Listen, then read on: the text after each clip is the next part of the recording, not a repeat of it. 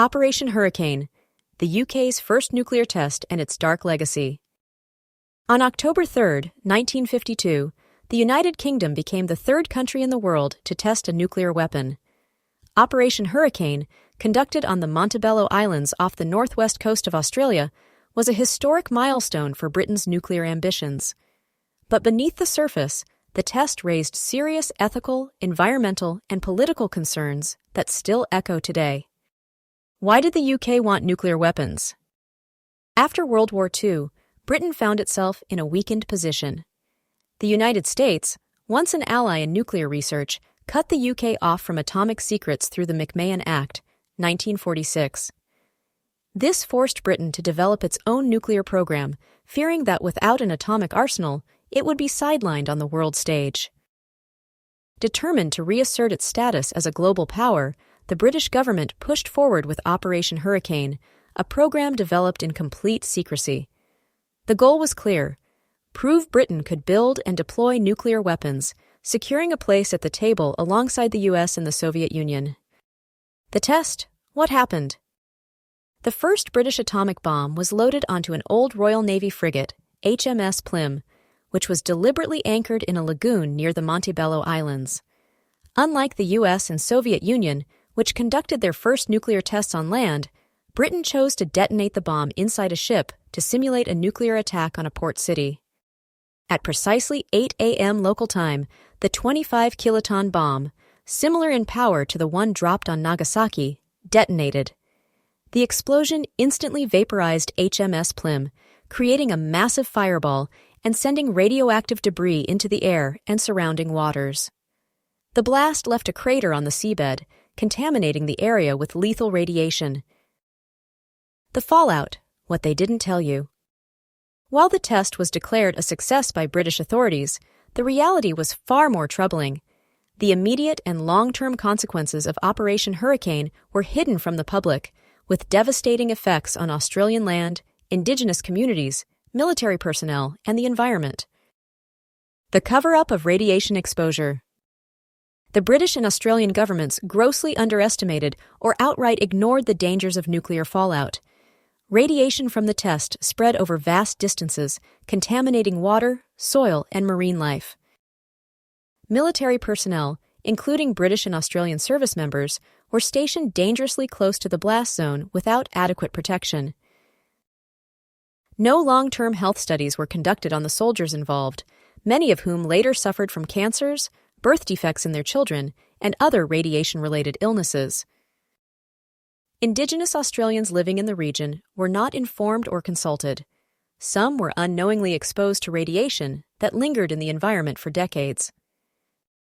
Australia's role: a willing or exploited partner. The Australian government approved the test, but how much choice did they really have?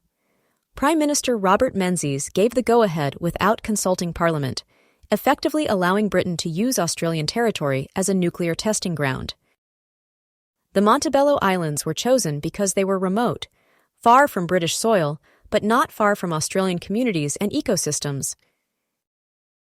This was just the beginning.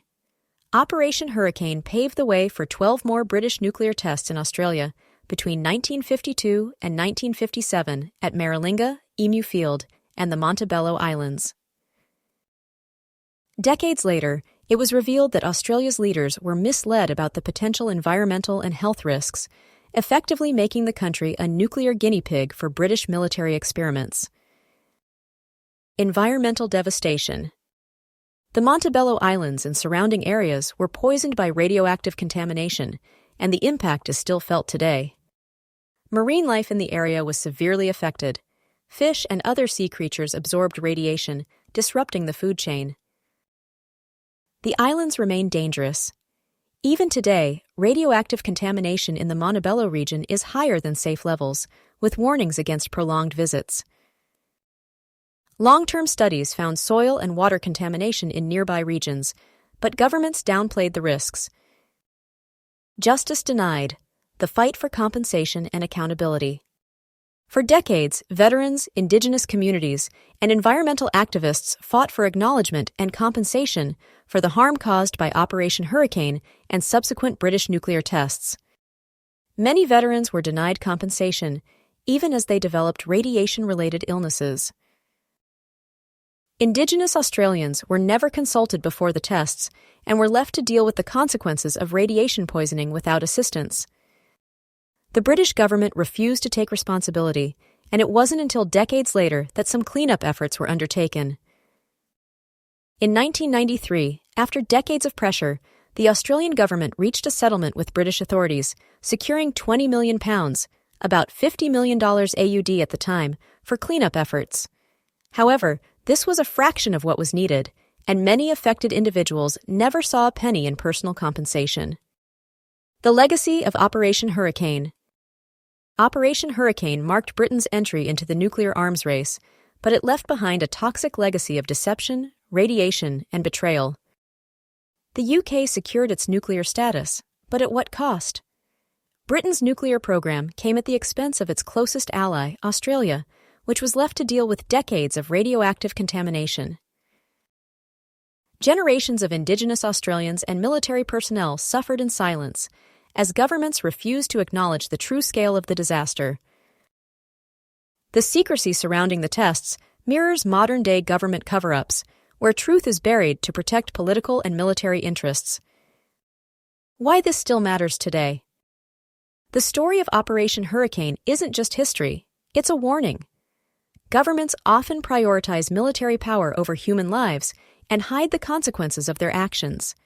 Even today, nuclear testing and radiation exposure remain underreported, mismanaged, and denied.